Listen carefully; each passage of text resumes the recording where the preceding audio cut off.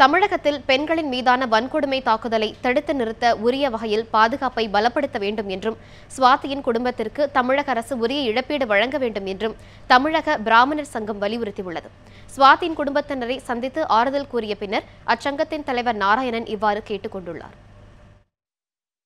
சமீப காலமாக இதுபோன்று பெண்கள் மீது நடத்தப்படுகின்ற வன்முறைகள் அதிகரித்து வருவது வருந்தத்தக்கதாக இருக்கின்றது.